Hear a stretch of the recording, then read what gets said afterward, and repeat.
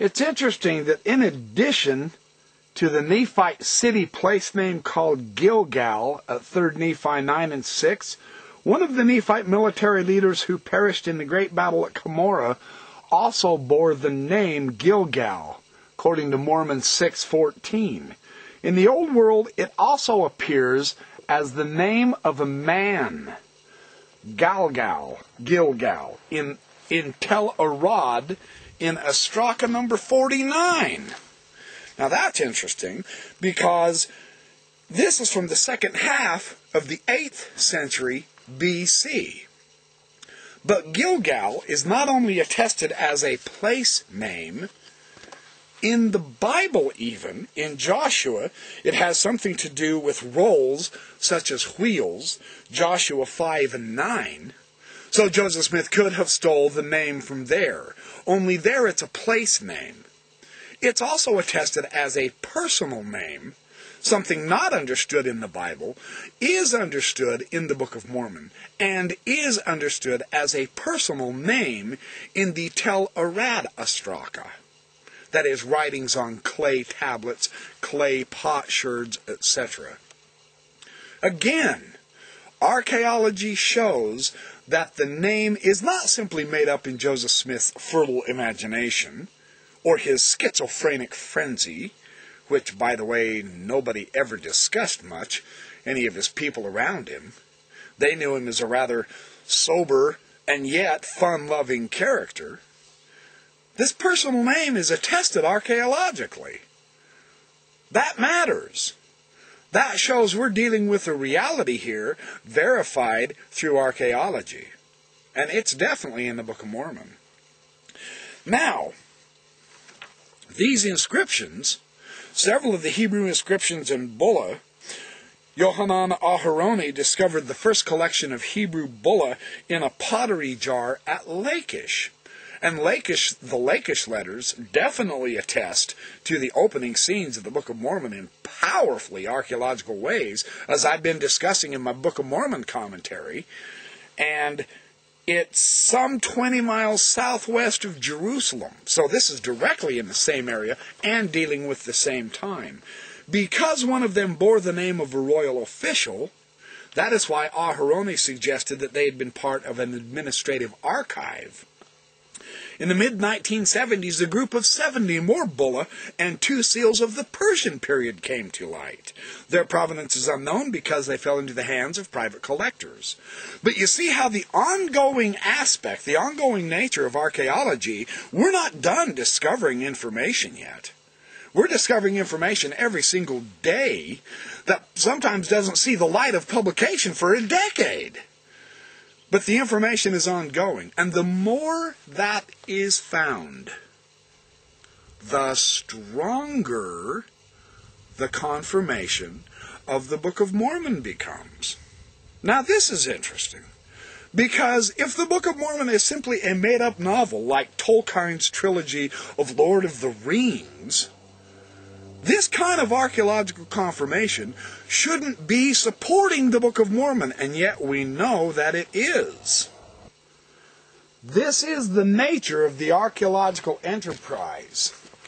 There is never the final last discovery. There is never the final last interpretation and say-so. And make no mistake about it, if you'll read the archaeologists, I've read them dozens of times, in dozens of different journals, I've read their books, I've studied their research. Every one of them are saying this is our interpretation based upon the evidence that we have thus far. The evidence never stops being discovered. For instance, on page 44, they say, a number of bulla from a hoard illegally excavated near Tel Beit Misrim began appearing in the Jerusalem Antiquities Market in 1975. Of these, nearly 200 were acquired by a single Israeli collector, Yoav Sasson, while another 49 were purchased by Dr. Reuben Hecht of Haifa and donated to the Israel Museum in Jerusalem. The clay bulla were accidentally preserved by being fired when the site was burned during the Babylonian invasion of 588 BC. The Sasson and Hebrew University collections comprise 255 bulla impressed by 211 different seals. They were published in 1986 by Naaman Avigad. Bulla from the same site ended up in the collection of Solomon Moussaieff of London and Kaufmann of Antwerp. In 1982, another 50 Hebrew bulla were discovered in the ancient city of David, south of the current Old City of Jerusalem. Other bulla were uncovered during archaeological excavations of Tel El Judea, Beth Zur, Lachish, Beersheba, and Tel El Hesi. By 1997, now this is just 12 years ago, folks. I mean, it keeps going on and on and on. By 1997, Robert Deutsch was able to report that some 510 bulla have been published. So this is growing in magnitude and impression. The most remarkable thing about these is we are finding Book of Mormon names on these bulla that were in existence in Lehi's day in Jerusalem. This is great news. This is fabulous. This is broadening our picture and understanding of what was going on, who was who they were, actual people with these names. This is not a tissue of fantasy. This is archaeological verity. I want you to understand that. This is so fascinating. They say there's nothing archaeological for the Book of Mormon. I refute that silly claim with the archaeological evidence. Patristic names, now this is a unique feature in the Book of Mormon. This is a fascinating thing. Is unknown from the Old Testament. So Joseph Smith couldn't have got this idea from fobbing it off from the Bible, as the critics pretend and claim. No, what a patristic name is the naming of a son after his father. Thus we have Alma, son of Alma. We have Helaman, the son of Helaman. We have Nephi, the son of Helaman, and Pahoran, the son of Pahoran.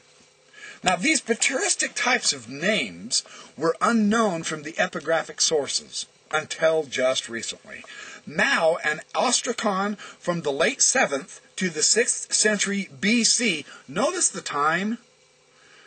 This is so fascinating how so many of the peculiar and unique characteristics of Book of Mormon names, peoples, and institutions and types of buildings they were building are being discovered dating back to Lehi's age. In this age, at Moussaieff the collection, it lists one Elikon, son of Elikon. We now have a direct archaeological evidence of the practice of naming a son after a father in antiquity. And it's emphasized in the Book of Mormon in numerous instances. It is nowhere in the Bible, but we now know it is a genuine ancient Near Eastern practice dating back to the time when the Book of Mormon originated. That was the culture that the Nephites possessed, and they took with them to the New World, and they continued that practice, because that was the culture they knew. Very interesting. Well, on page, let me see if I can get over here. Oh, and they show other, well, there's some beautiful bulla. They show how some of the names, let's see if I can get this. They show how some of the names were written on the bulla. You see that's in Old Hebrew. That's fascinating, isn't it? They show the actual names. Josh, in the Book of Mormon, for instance, this is on page 49. This was the name of a city destroyed at the time of Christ's crucifixion, 3 Nephi 9 and 10. And it was the name of a Nephite military leader who died in the great battle at Cumorah, according to Mormon 6:14. Now, critics have suggested that this is merely the American diminutive name for the name Joshua. But a number of Hebrew inscriptions, now here we go again. When we turn to archaeology, we aren't finding that it refutes the Book of Mormon. We're finding that the archaeology destroys the critics' arguments against the Book of Mormon. That is so fascinating how this works. You want to talk archaeology? Bring it on. Yeah, let's